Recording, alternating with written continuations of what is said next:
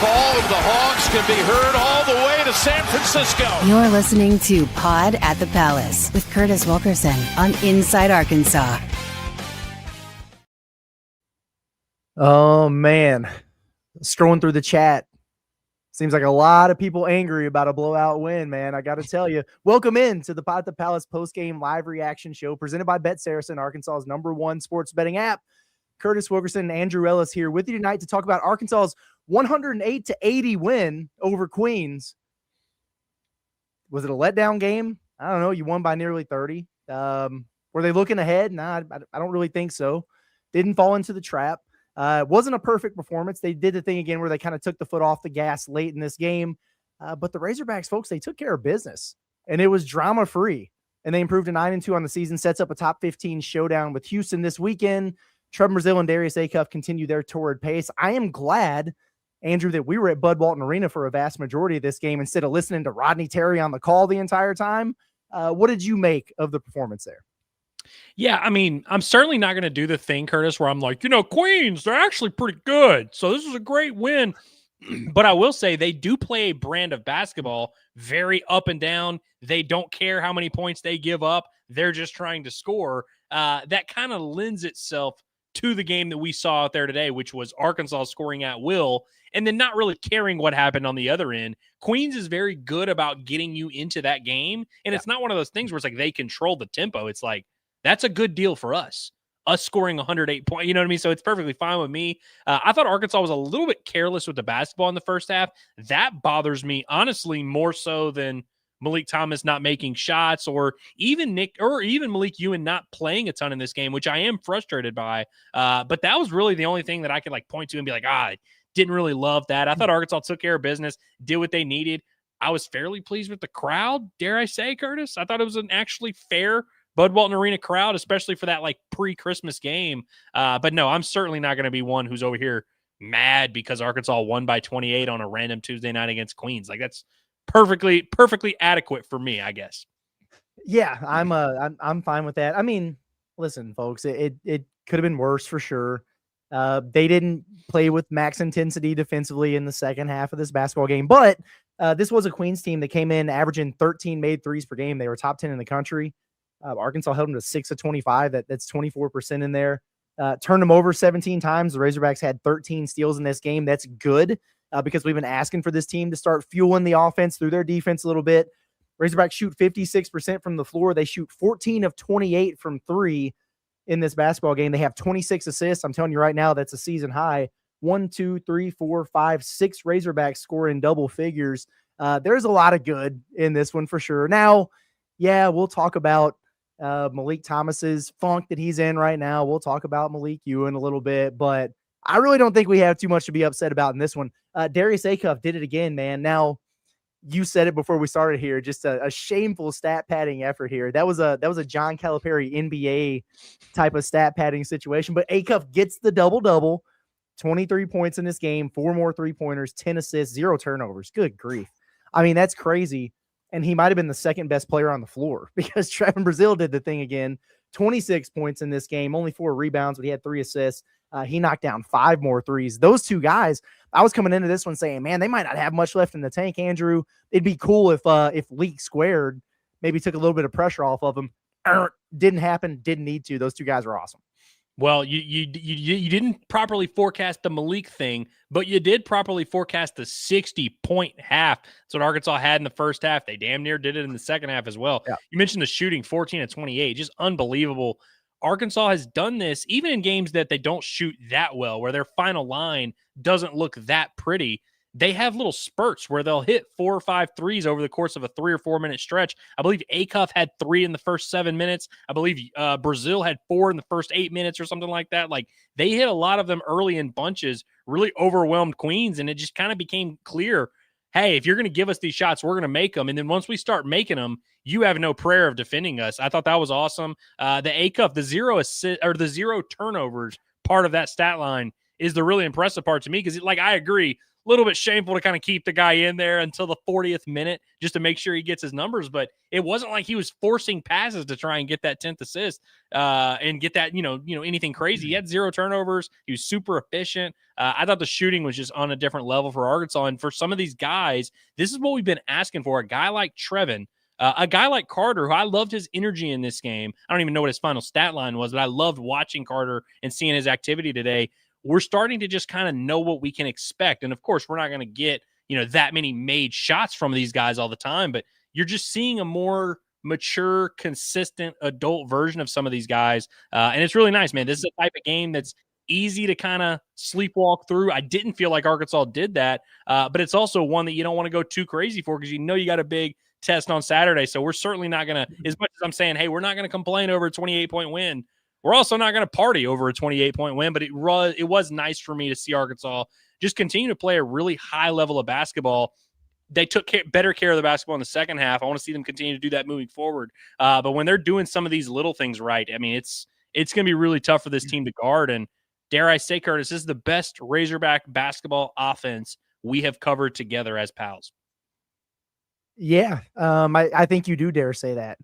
I mean, it seems pretty obvious to me. These guys are rolling right now. I'll be anxious to see what kind of bump they get, KenPom wise. This is not a good Queens defense by any means, but shoot, man, give me that 14 to 28 from 3 all day. This is crazy. I mean, this basketball team shooting upwards of 38% as a team from 3 now, and they're making over 9 a game. 9 to 10 a game is where they're trending. So it's crazy because that was one of the question marks coming into the year. I thought they'd shoot a better percentage. I didn't know they'd have a lot of volume. They can certainly do that. And you're right. I mean, I don't know that we're going to be able to count on 9 made threes between Acuff and Trevin Brazile every game. But at the same time, I also don't think we're going to see too many more 1 of 11s from Malik Thomas out there. You know what I mean? So there's some balance to this. And that's kind of how I feel about it. I wish that all 8 guys in the rotation played awesome tonight. I wish they all had A games tonight. You had a couple guys that you want to get going, but I think we also saw some really good things outside of your big 2. It was great to see Carter Knox again, playing with high energy in there, knocked down another 3-pointer. He was flying around. DJ Wagner, kind of a feel-good game for him. He had 10 points in this game. I loved his activity levels. Nick Pringle, more than anything, is what I'm excited about because he's been struggling. He struggled in his first rotation. He got the start in those first few minutes. We were like, yeesh. Like, he didn't even make it to the under 16 timeout before they had to get him out of there. But for the rest of the game, he was really solid, man. He had 14 points and 7 boards in this one, played 25 minutes. That's a big confidence boost time of game for him. You need Nick Pringle for Houston. I mean, you've got to have that physicality. So just him getting going a little bit. I never saw him put on that little back brace heating pad thing the entire game. That was really encouraging to me. Billy Richmond with 15 in this game. So there were a lot of good performances there from the Razorbacks. One of those team type of wins. And you were able to come over a couple guys who didn't bring too much to the table tonight. Yeah, you mentioned Pringle. I think you tweeted about this. Pringle's first rotation, he was in there for 2.5, 3 minutes, and it was like we were starting to get concerned. And coming off of Saturday, we're just doing the groans. We're doing it's like the starting pitcher that has command issues that walks the first guy on 4 pitches, and you're like, oh my God, here we go again. Same kind of thing. You kind of start to feel that way. His second rotation, you could immediately tell, hey, he's a little bit better. Immediately had a putback, immediately had a steal. Okay, now we're moving a little bit. You're right. Needed that confidence boost. And again, you touched on some of those other guys who are just starting to become so consistent. I don't have to wonder there's not been a game this year, Curtis, that I've been like, you think DJ Wagner's going to play hard on the defensive end? You think he's going to make good decisions on the court? I don't. He just is that guy. Carter, I certainly have had my fair share of worrying, but I think it's fair to say he's kind of back to at least being a plus version of the guy he was last year. Really athletic, really solid on the defensive end, very active, and can just absolutely kill you on spot-up threes. He got one of the most open. I think the one he hit tonight was the most open 3 he will have all year. Love seeing him take advantage of those. Billy Richmond, is there anybody who has a better understanding of who they are as a basketball player and what they can do well than Billy Richmond? There's not many. And so again, you just look around the room with this Razorback team, and it's a lot of guys who just know who they are. They have that confidence. They have that experience. And then the guys that you would think, oh man, are we going to be okay with this? Is these guys don't have a ton of experience, like Darius Acuff. Yeah, I think he's going to be okay. There might not be a more consistent player in the country, freshman, senior, no matter what. Darius Acuff's just a consistent, you know what you're getting. And so there's a lot you can do. And there's certainly plenty of room for growth, plenty of things, especially on the defensive end, Arkansas can clean up. But man, it's a lot easier to do it when you have guys who know who they are and know what their role is going to be. I'm not thrilled about the Malik Euan 8 minutes. I'm going to keep harping on that. But also at the same time, we've done this game all year where the front court, it's like, okay, Brazile's going to play and he's going to be good. And then you just kind of need Pringle to be good or Malik Euan. You don't necessarily need both of them. And it's been matchup to matchup. That's also not a premise that I'm like going to lose too much sleep over. Because we know there's going to be a matchup eventually where it's, okay, maybe it's more Malik Euan's time. This weekend might be a Nick Pringle time, but I'm confident that both of these guys are going to have their opportunities, and Arkansas is going to need them both. Make no mistake about it. Yeah, I'm not going to do the thing where I'm sweating Malik Euan tonight for what did he play? Like 9 minutes or something? He didn't play much. Where's he at? Yeah, 9 minutes he played in this basketball game when he was giving JT Toppin buckets 72 hours ago. You know what I mean? Yeah. Like he was working over JT Toppin, so I'm not worried about this particular game here. He had that little wrap thing on his thumb, which we saw after the game against Texas Tech, and then he had that in this game. I don't know if that was bothering him. There were a couple times I was kind of wondering if he might be sick or under the weather. I'm not making excuses for him. I'm just trying to think my way through it here. I know he was talking to the trainer a couple times. He kind of like had his hands on his hips. Look, maybe something was bothering him from that standpoint. I don't know. And it could have been he made a couple passes there that pissed Cal off. And so Cal had Pringle rolling. He kept him in there. You know, it's very much a possibility as well. But yeah, I'm not really sweating that one. Leak, I feel bad for him because he needs to get it going a little bit. And he's been fine, but he hasn't had these bust out performances here recently.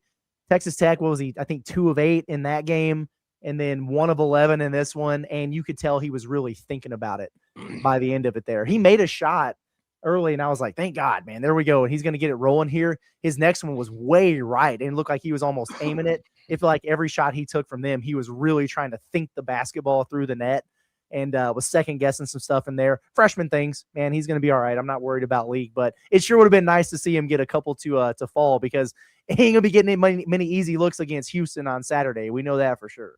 No, certainly not. And I mean, if there's a silver lining, maybe there will be just a day where Arkansas is in SEC play and maybe teams aren't as super worried about Malik Thomas because they look at his recent numbers and think, okay, maybe we don't have to defend at such a high level against him on the perimeter, and then maybe it'll turn around. But yeah, conceptually, I'm going to save my evaluation for Malik Thomas for when he's not at the absolute lowest of his lows in terms of confidence, production, all that. Like, he's just not in rhythm clearly. And, you know, that's on him to figure out. And by the way, I think from a basketball standpoint, it would be helpful if he could get to some other shots on the floor. A lot of his shots, if you notice, come from similar ranges. I mean, he lives in that corner, Leakey's corner and all that. That's where a high percentage of his shots come from.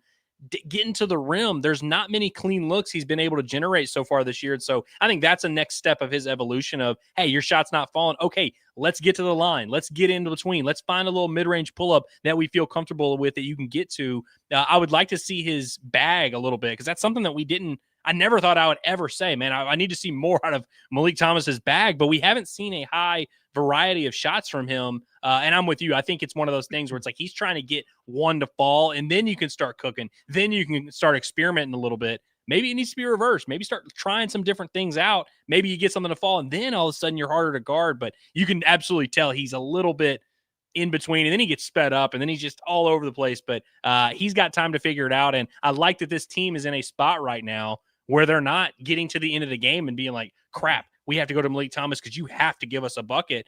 They've got other guys that have kind of filled that void in a big way.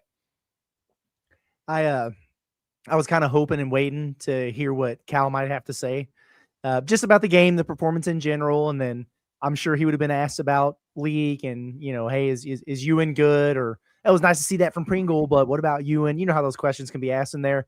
John just sent us a text and said they sent us Kenny Payne. So, no way.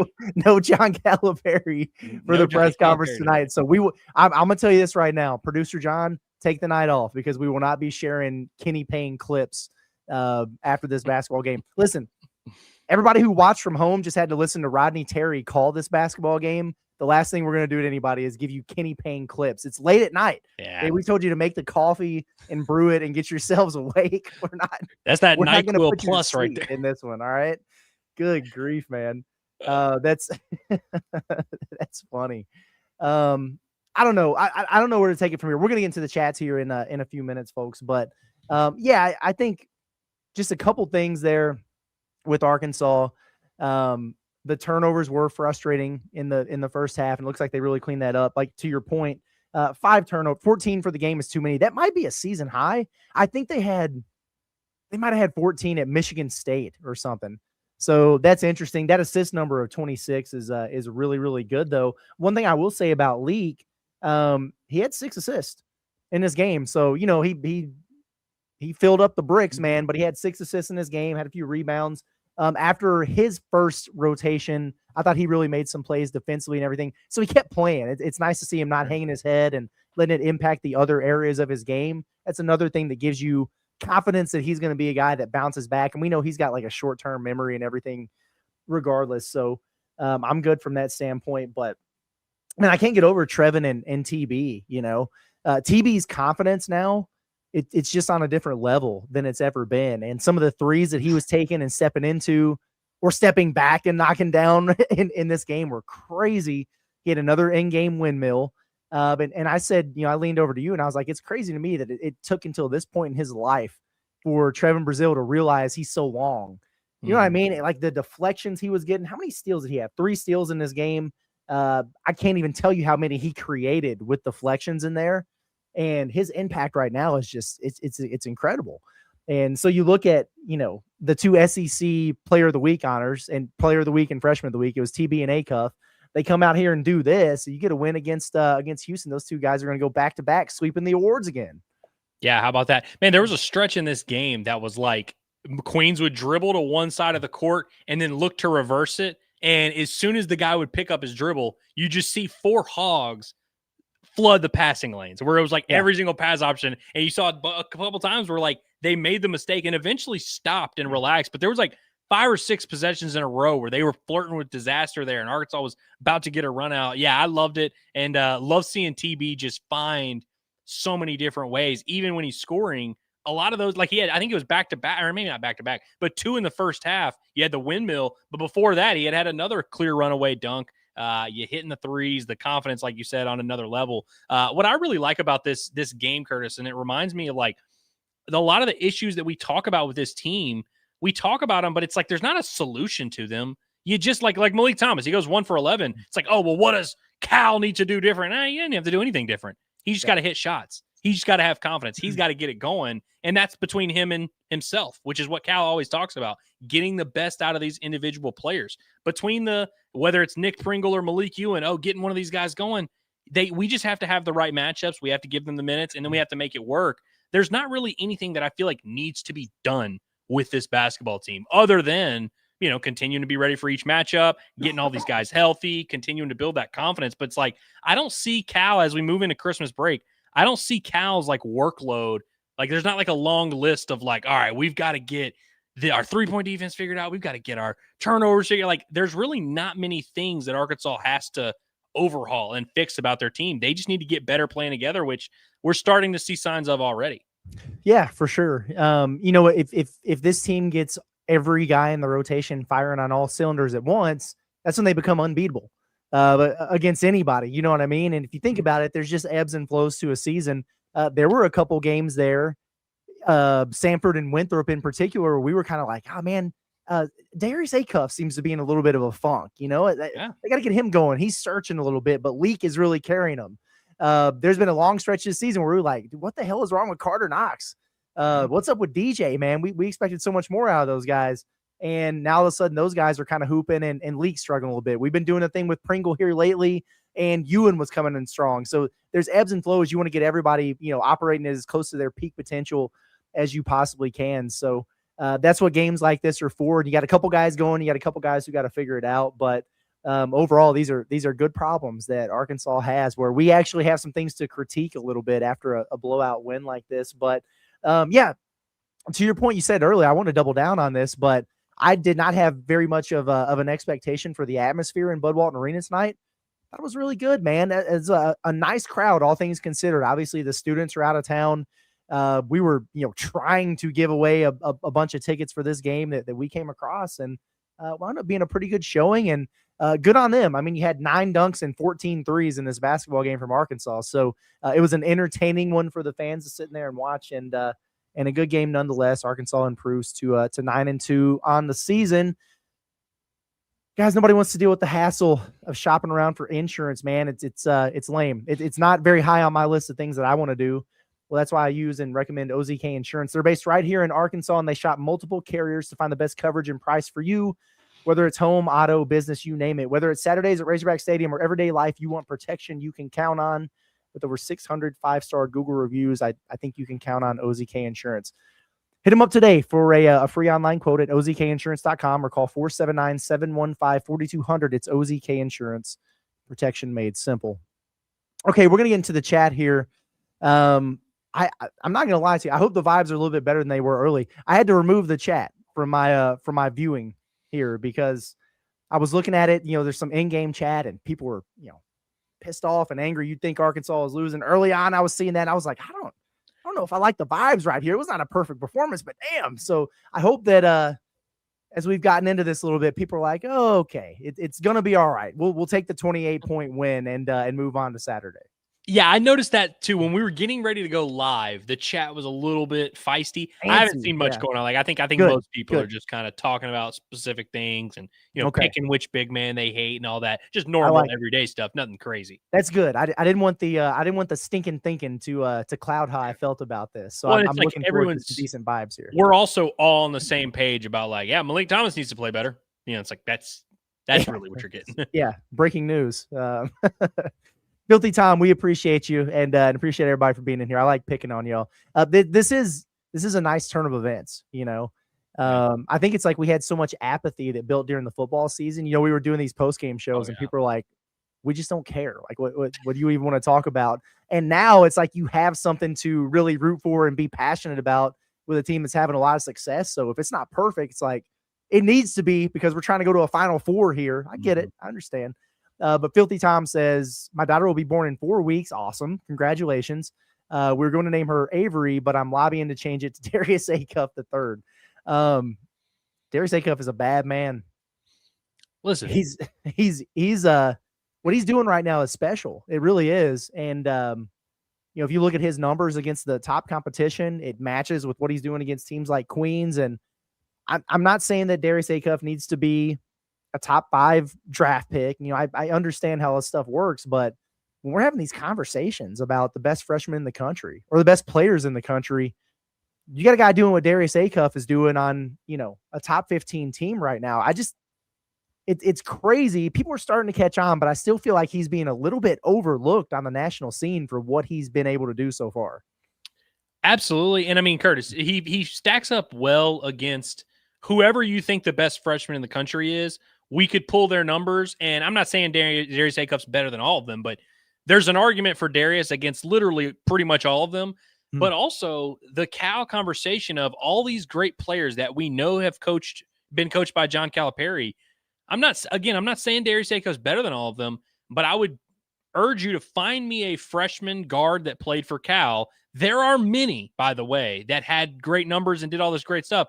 Find me some that had definitively better numbers than Darius Acuff right now. Now, obviously, he's going to go through SEC play. I'm sure his efficiency will come down to earth a little bit. Maybe his turnover rate goes up a little bit. Maybe the points stabilize or whatever. But it's like there's really not many. And, of course, a lot of the best freshman guards that played for Cal were very earlier in their development. Someone like Devin Booker, who I think was 17 years old when he's playing for Cal. He came off the bench and stuff like that. So there's a lot of those guys. But, I mean, like, between the John Walls and the Marcus Teagues and the whoever, like there's I love that those are the two guys, the two first that I named, Marcus Teague and John Wall, the best Kentucky guards of all time. But just like there's a long list. I think you guys would be stunned if you looked up how close Darius Acuff's were to the best ones compared to the middle of the pack. Like he's not just some random Calipari guard. He's like one of the 4 best point guards Cal's ever coached at this stage of his career. He is always kind of knew that Acuff was going to come in and be a bucket. Did not know that he was going to be as heady of a playmaker and lead guard as he has been. I mean, it's crazy at this point. His assist rate is through the roof. What's he got? 20 8 assists in the last 3 games or so. It's something crazy like that. And like What he's 5 doing right turnovers. now. Yeah, and Like he's not not that many turning. turnovers at all. Yeah, that's really impressive. So that has been a lot better than advertised, and he's shooting 44% from 3 on nearly 3 makes per game. I mean, it's pretty incredible what he's doing. And I'm looking at the shooting for Arkansas right now. It's blowing me away, honestly. Darius Acuff is 44.3%. Trevin Brazile now 47.1%. Carter Knox 51.7%. You got some dudes out there sniping it from 3, man. And that's, that's with Leak, who's shooting, 32.5 right now. DJ, who's shooting 32.4. So like you've got other guys out there who can make a 3, but you've got 3 dudes that are just shooting the absolute lights out. It's crazy. I've been thinking about it because Darius Acuff. I think the thing that sets him apart is it's not like it's one specific skill set. He's just so well rounded. Yeah. He's so in control. It's not like he's the greatest shooter we've ever seen. It's not like he's the most athletic guy we've ever seen. It's not like he's the best anything. But it's like you just kind of have it all. But I will say I can't think of a Razorback, definitely not a freshman, that was just a better pure ball handler. Like the passing is amazing and the passing is next level and really special. Just straight up handling the ball, can get to any spot on the floor. And I'm sure he's dribbled it off his foot maybe once or something, but like, I just can't think of many times where he's gotten into trouble with his handle. That dude is just so in control. Yes, he very much is. And he cracked me up, by the way. We talked about this, but Trevin has knocked down all those 3s in the first half. And you get to halftime, you got 15 minutes to make your adjustments if you're Queens. And you come out and your defensive game plan is the first ball screen that Trevin and Darius Acuff get into. We're just going to try to double it as if you're going to turn over Acuff. And he just hits TB in stride and he knocks down that 3. And I'm just like, what the heck are they thinking? Our buddy in the Christmas sweater was just not locked in with the clipboard, man. Yeah, the gangsta rapper, man, just blitzed all those. And by the way, Texas Tech made that same decision. Yes. Grant McCaslin. Yeah. So if we're gonna make fun of him, we also got to make fun of him. There was at least 3 possessions in the Texas Tech game where it's like it's one thing, to just kind of make your decision of which one you're rather wide open. I mean, completely wide open. That's crazy. Yeah, that was wild. It's Lanky. We appreciate the chat. He says Trevin looked to shoot or drive every time he caught it. His confidence is through the roof, and it makes his ceiling unbelievably high. That's the biggest difference in TB. One, he's a lot more comfortable flooring it now than he was. Because for like 3 years at Arkansas, it was, I will take 2 dribbles, I will get to the paint, and I'm picking it up and kicking it out because I can't do anything else with it. He's way more comfortable with his handle now. But yes, it's 50% confidence and 50% aggression, like just being assertive. To your point there, Lanky, he was looking to make a play every time he touched the basketball, and that goes a long way. He's such a tough, he's a tough guy to defend, man. But I love the lack of hesitation on the shot. Let that thing fly a little bit, man. He's super confident. You can tell that on the defensive end of the floor too, because he's gambling a little bit more, trusting his ability to get some of those deflections and make plays, or just recover, because you've got a 7'4" wingspan and a 40-inch vertical. So you can go back and contest even if you gamble and it doesn't go well for you. So Trevin he's been fun to watch, man. The guy we've been waiting to see for 5 years, and now he has arrived. It's a beautiful thing. Has enough time passed to where I'm not allowed to ask you what % reason is it to remember the name? Because you went off the percentages for a little bit. I just wanted to know what percent, pleasure, what percent, what all that. That was like the only we had to have the clean version of like our warm-up songs in high school, and that was one of the name. It's one of very few that we could run out. There's a brutal Hard Knocks clip of the Texans, and JJ Watt is in the weight room listening to Remember the Name. Oh no. And it's really tough to be a JJ Watt fan and be like, no, he's not the biggest douchebag on the planet. Just in the locker. I mean, that's tough. The student section pod says Darius Acuff equals the best point guard in the NCAA. That Michael dude is aight. Well, he had 0 points today, so. Yeah, Michael Brown from Louisville. Everybody saw Tennessee beat up on Louisville. That's a big win for Tennessee. Michael Brown did not play, and that's notable. They might have won anyway, but it's something to be considered. Yeah, I mean, Acuff is really good. I mean, he's dueled with Christian Anderson. He's dueled with Fears over at Michigan State. He's dueled with, and Duke doesn't have the greatest point guard play, but Michael Brown. I mean, it's like one big matchup after another. And he has outright won most of them and certainly held his own in all of them. And I already heard the guys on the broadcast doing the thing where, oh, yeah, boy, freshman on freshman, one of the best battles in the country between Darius Acuff and Kingston Flemings. If you remember, Kingston Flemings is the dude, and he's good for Houston, but he is the guy who Acuff cooked in the Iverson Classic when they did the King of the Court, the one-on-one thing, and Acuff busted his ass, and he wound up winning that event there. So I don't know why it wouldn't happen again. Just throwing it out there. I like that. Let's see. What else do we have here? Appreciate everybody for hanging out with us again. Mitch's Britches. Every time I see that, it makes me laugh. He says, John Tyson couldn't buy Leak a bucket tonight. God help him when Curtis releases his report card in the morning. I mean, look, I don't think he's going to be upset by it. You know, if anybody cares about my grades, I'm sure John Calipari is harsher on that man than I will be.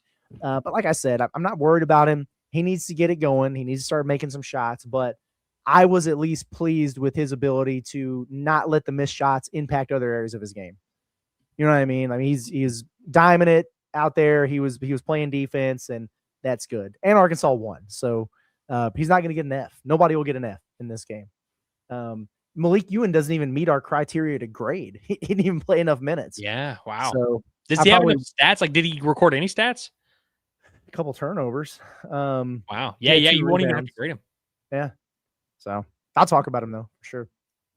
Let's see. It's Lanky is back. Says TB and Acuff are eating good, just like you can if you visit any of the 6 Blue Embers Smokehouse locations. I love That's that. fantastic. Well, you just saved us an ad read, man. Yeah, hit him up. That was really good. I need to start reading these before I pull them up. I was surprised by that. Hairless Hog, a hog of its word.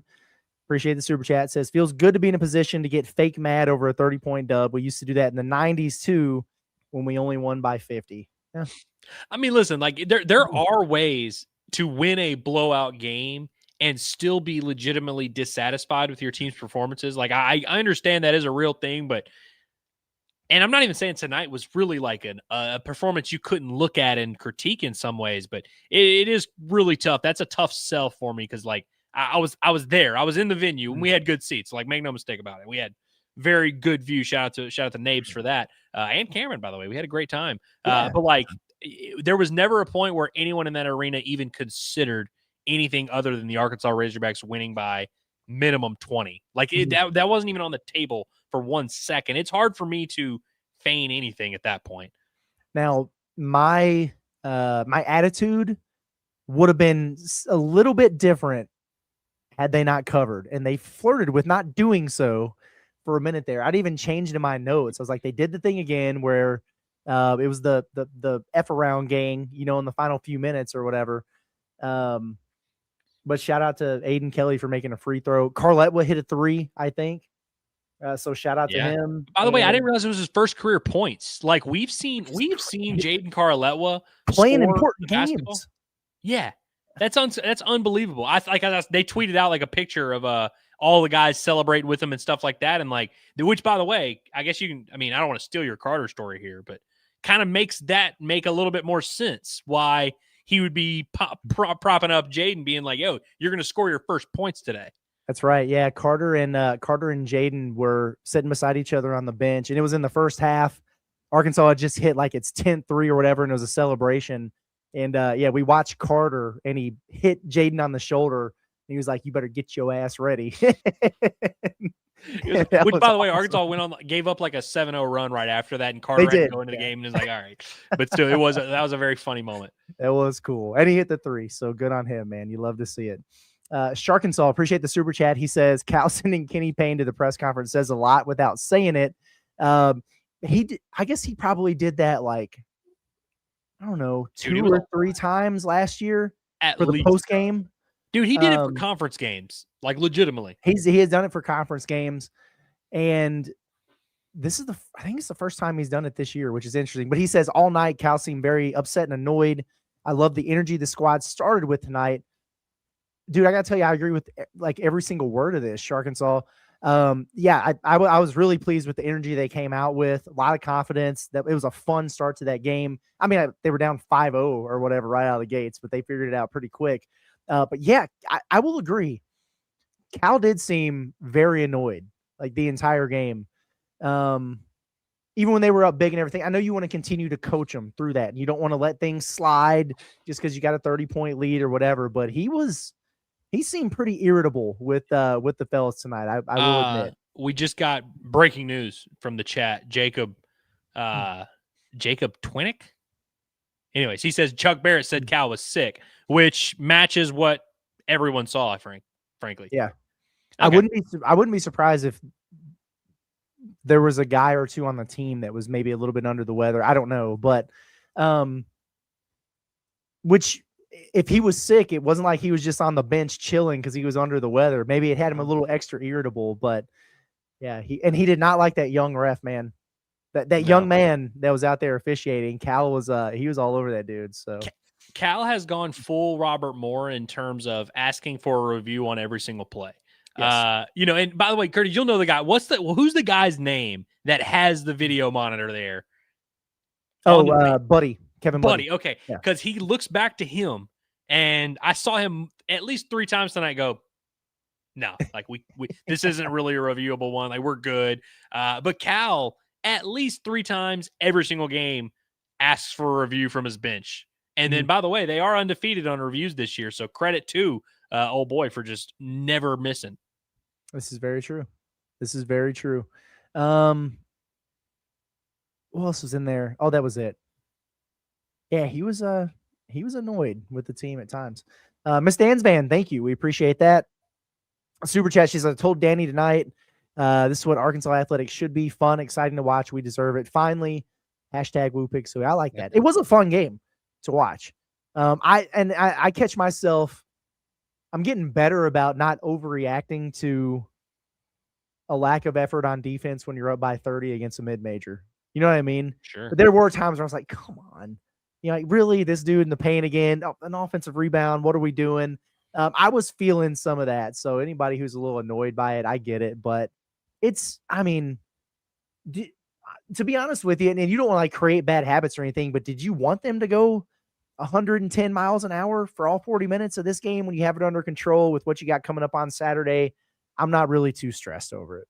I mean, in every single sport, Curtis, football, basketball, baseball, when I say every single sport, the 3 that we talk about all the time professionally, it just is a thing where if you have more that you can allow, you just simply are going to allow more. In football, when you get a big lead, you go to a prevent defense. You give them yards, hoping that it takes them longer, accepting that they're going to score points, but saying if we give them yards at a certain clip, they're not going to score enough to win. In baseball, how many times you have the coaches like, hey, just fill up the zone. Like, just give them strikes because there's no way they can hit. And, it's just the way it works. And in basketball, it's just human nature. 40-minute game, it's exhausting out there. It's like if you can allow, a backdoor cut, you might as well.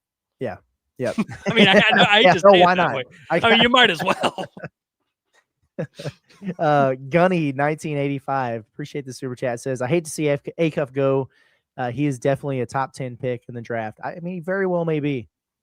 I mean, I've gone from he's a first round lock to, I mean, I don't know that I see him getting out of the lottery. I know you go look at some of these draft boards, and I'm sure that, and a lot of them will get updated over the Christmas holiday because there's not as many games and everything, that he's going to see a pretty significant rise based on what he's done the last few weeks here. I mean, it's been damn impressive, the trajectory that he's on. But if you can find 14, 15 guys more deserving than him, I don't see it. Maybe I got the Razorback red glasses on or something, but I would take him on my franchise.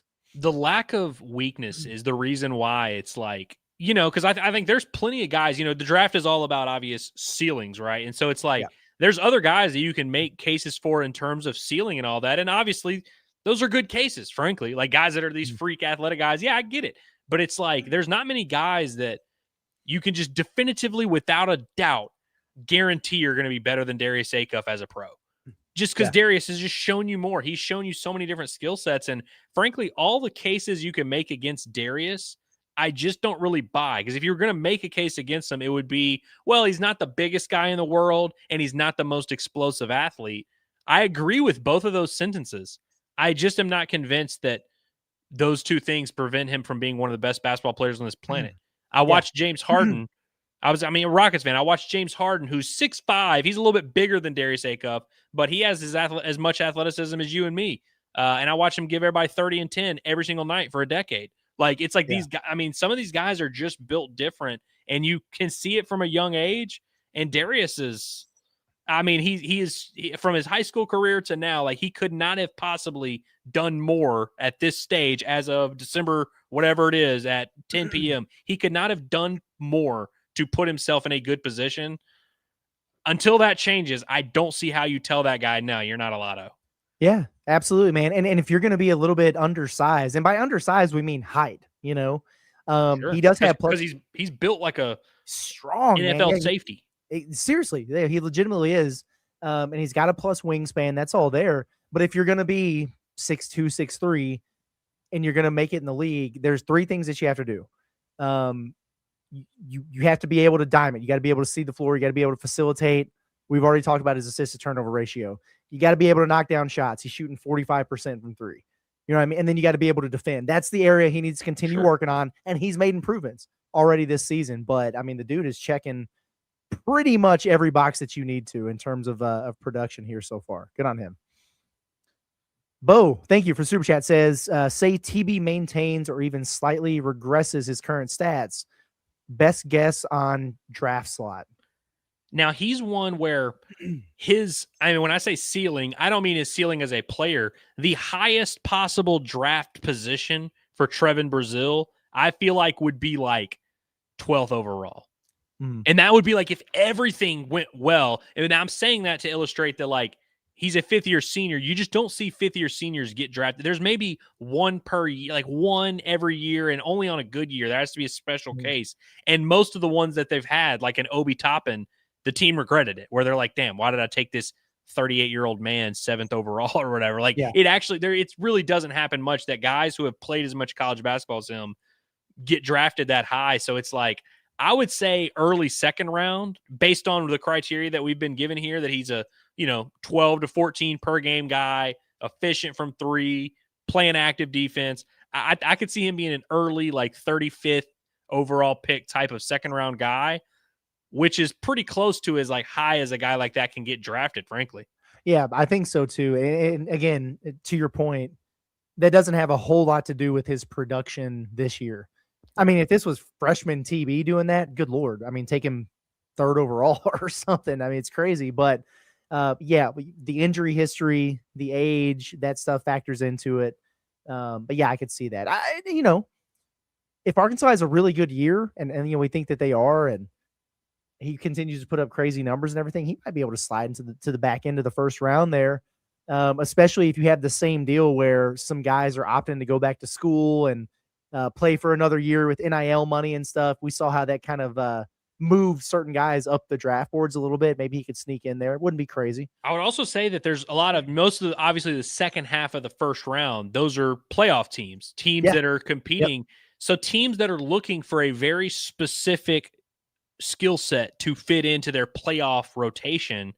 If there's some team that's drafted in that early 20s that's like, man, we were in the playoffs last year and we just didn't have a big that could really space the floor, so we're really hoping we can find some floor spacing big that can come in and play right now. You can get overdrafted, and especially with the Cal connections and all that. So I'll change my answer to, like, I could see him being a late first round, early second round. That's kind of the range I see him at if everything continues as it currently is, which is really well. Yeah. And they seem to, they always have those weird ranges that they put together. But yeah, that 25 to 35, 25 to 40 type range, I could see him falling in there, which would be pretty impressive if it happens. OKC Hawk, I had some good Twitter DM exchanges with OKC. We were talking about TB and Acuff being ballers, but he said Brazile is going to look good in an OKC jersey. Very happy for him. Brings a tear to my eye. Acuff is unreal. Also, Andrew, OKC is the greatest NBA team ever of all time. So is that like among teams who are coming off a loss to the Wemby-less Spurs? Is that like the criteria we're using here? No, in all seriousness, it's hard to clown a team that went from 24-1 to 24-2. Yeah. It's really hard for me to point fun. The Thunder are a wagon, man. I will say, if Brazile gets drafted by the Thunder, that likely means our boy Jay Will's out of a job.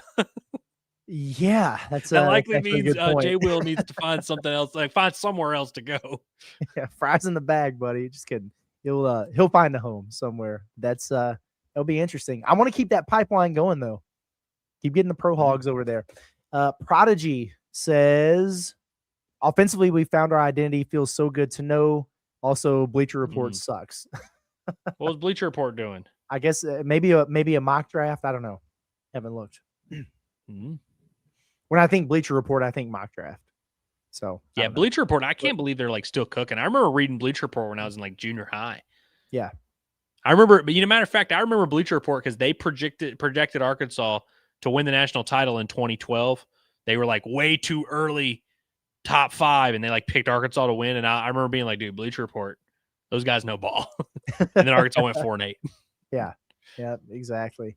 But no, it is good to see. I mean, to your point about Arkansas and finding a little bit of an identity and getting some things rolling offensively. It's been a while since we've had a Razorback team that's operated the way that this group does on that end of the floor. Still got some things they need to clean up on the other end for sure. But man, I like Arkansas's chances to score with anyone, at this stage. And it helps when you have such a dynamic inside-out duo with Trevin and Darius and some of these other guys that are starting to figure it out. And, we say it after every game, but like there's still room for growth there too. So it's a fun team to watch, man. Enjoyed it so far. Rufus is here. He says the true question may be whether Malik Euan and Nick Pringle can coexist. If so, the outlook sharpens. Wu Pig Sui from the UK. Yeah, we're still waiting on both of those guys to play decent basketball at the same time, Well, I'll go ahead and tell you, they can't coexist because them coexisting would mean that Trevin Brazile is riding pine, which is just something that's not going to happen a ton this season.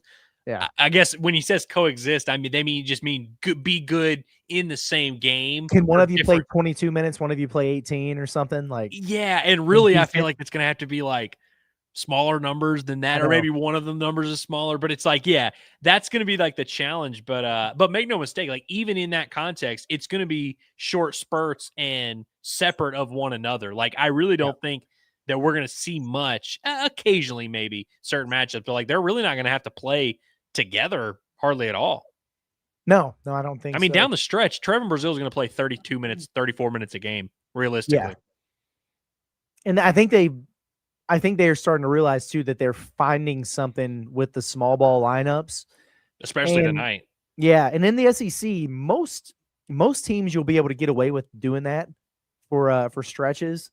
There's only a couple that I can think of where you're probably not going to want to go that route, like Florida, for example. Sure. You're probably not going to want to go that route. Tennessee, you might probably want to go that route. TB against Florida, right? But I'm thinking about like the Bama game, Arkansas going small ball against those dudes. Sure. Why not? That might be your ticket to win. Auburn, you can do that. Yeah. So a little bit of versatility there is good to see. But yes, I do long for the day where we can do one of these post games or I'm doing the report card and I can be like, man, Pringle and Euan both played quite a bit and they both played well. It's great to see. So one of these days. Hunter Ratio became a member. Appreciate that, Hunter Ratio. For some reason, I thought you already were.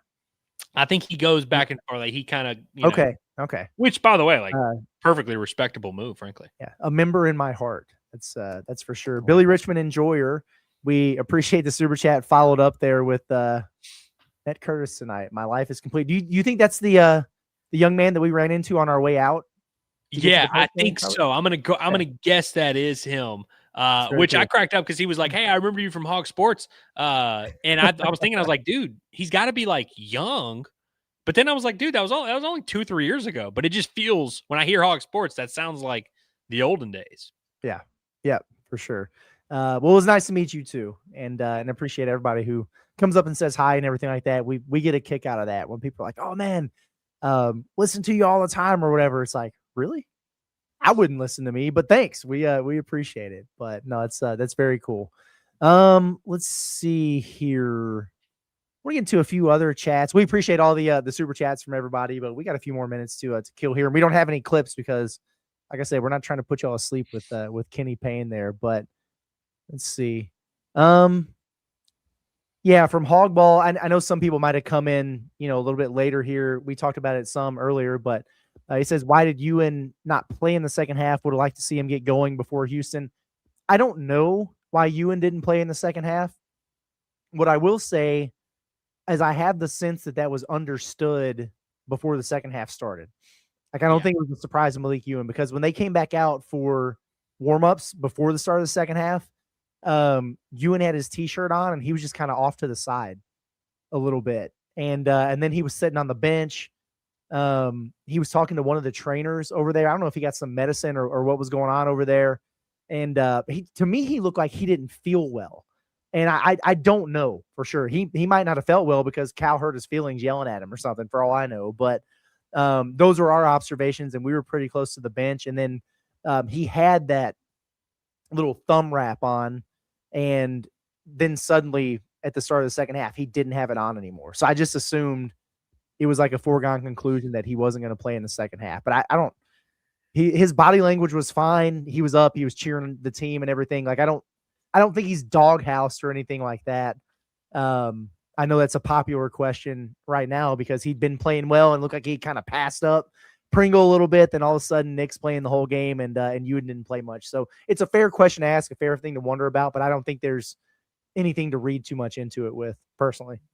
I like that. I think that there's several different answers that could fill in that blank of why he didn't. And like you said, I think most of the realistic ones fall along the lines of either an injury, illness, or just a specific decision, but all of them I think are acceptable and ones that would not lend you to be like, we need to keep an eye on this. Yeah. Yeah. I'm just looking at the other chats that we had started, and it was like, what's wrong with Euan? What's wrong with Euan? Is Euan in trouble? Is Euan hurt?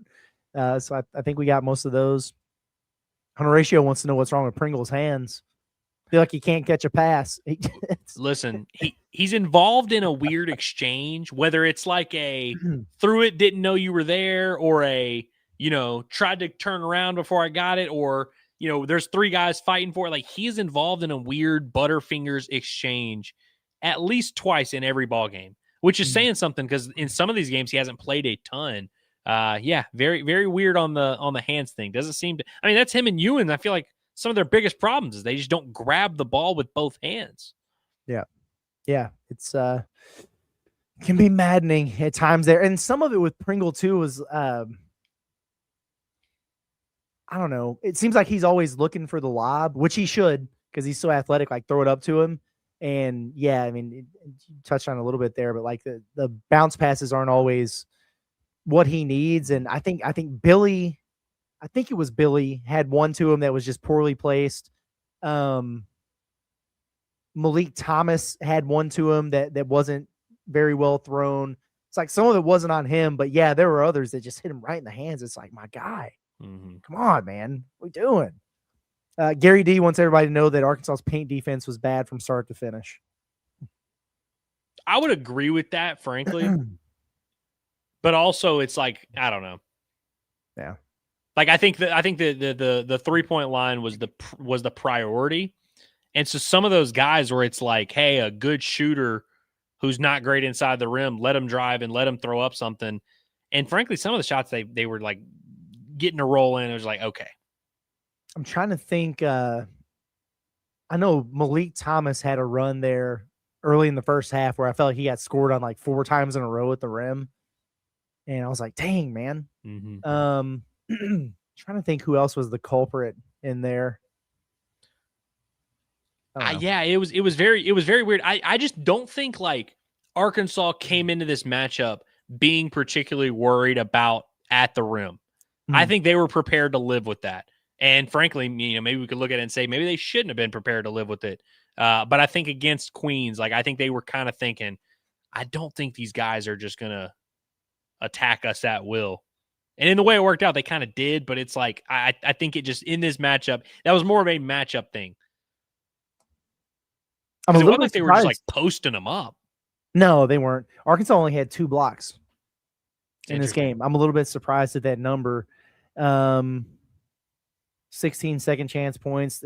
They gave up 16 offensive rebounds. That's too many. I know that Queens missed like 60 shots or something in the game, but 16 is too many. So whatever.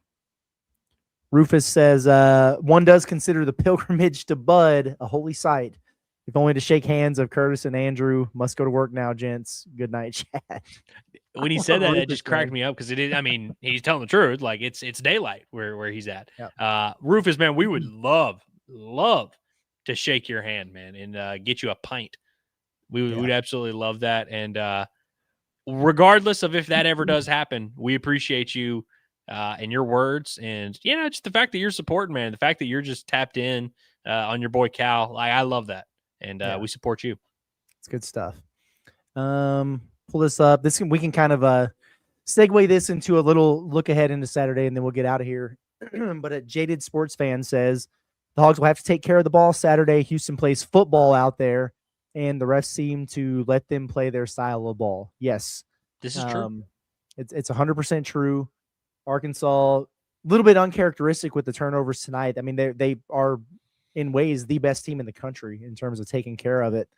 Houston, obviously, super, super physical. They turn teams over quite a bit. And if they're not turning teams over, Houston struggles to score because they fuel a lot of their offense through their defense and the offensive glass. So taking care of the basketball and defensive rebound are going to be 2 really, really important things for Arkansas. They need some of that shot making from tonight to carry over. You need to knock down some threes to soften those dudes up a little bit. They will foul you, though. As physical as they are, they get away with some stuff there, but if you're strong with it and you don't let that create, turnovers and some unforced errors and stuff like that, they will put you on the free throw line. Arkansas is a good free throw shooting team. It's going to be a really, really interesting matchup that I'm really looking forward to. This is a style of play that Arkansas has struggled with in the past. They struggled with it against Michigan State. Houston is a better version of Michigan State, so it's going to be a fun game. It's going to be fun, and I think the refs seem to let them play their style of ball. I think that's a true statement. It's a very one. Mm-hmm. But I also, it's not a coincidence that a lot of the best coaches this sport has ever seen at the collegiate level, their teams kind of play with a little bit of that. You ever watch Jim Boeheim's teams? It wasn't like a coincidence. Like, oh, they just let him be physical. It's like, that's the sport we play. College basketball is a hack 'em, hand check, throw a little elbow in the gut. Like, that's just the way a lot of the best teams play. What are you going to be if you're Billy Richmond on the baseline and they knock you over? Are you going to be sitting there looking at the ref? Oh, good. Like, no, just go play. Like, just go elbow them right back. Like, match that physicality. And so, those calls, like to your point, they will come. And Arkansas does a pretty good job at, they're in the same level of free throw attempts. It's like right around 25. Feels like every game. Mm-hmm. I have no doubt they'll be right around there in that Houston game. But regardless, you'll take the free throws as they come. But don't even be expecting the whistle. Just play through that contact. Just be ready for it. Don't sit there and be looking at the ref. Mm-hmm. Come on, you elbowed me. It's like, okay, that's what Houston teams do. They're a little bit down. They still have the same strengths that they typically do, but they're a little bit down, relatively speaking. Like if you look at where they rank in the country, they usually lead the country in offensive rebounding, for example, and they're 23rd in the. So it's still really good, but it's not like they're just going crazy with it. They're 352nd in the country in free throw rate. So I guess they don't get fouled and shoot a lot of free throws, which is interesting because you would think physical guys trying to get downhill and everything, but for whatever reason, that's not really a thing for them there.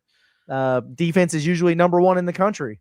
It's 6th this year. Again, still very, very good. But we're talking about there have been several years in a row where Houston is on a different planet than every other team in the country defensively. And now they're amongst the best in the country. Yeah. So my point is, there would be years where Arkansas would play this game and I would go, they are not going to score 60 points on this Houston team because nobody does. I don't feel that way in this game. They're still very, very, very good. But it's not like you're playing the Monstars out there. Looking at some of their results, they beat Auburn by 1, 73-72. Syracuse 78-74 in overtime. They lost to Tennessee by 3. 10-point game against the Notre Dame team that's not very good. So, they were up like 10 in that Tennessee game. I texted you in the first half when they were playing Tennessee, and I'm like, dude, holy cow, this is the Houston we're used to seeing. And then they just blew it in that game. Yeah. But no, I like that. I like that. And the big thing for me is, we've done so much talk about Arkansas creating turnovers of their opponent. What's always helped is that Arkansas doesn't typically turn the ball over outside of today. And so Arkansas has been that's been such a huge advantage in most matchups. Even if Arkansas doesn't force a crazy amount of turnovers, they usually are way higher than their opponents in points off turnovers, way higher than their opponents in fast break points. And you could just kind of count on that variable being there for Arkansas.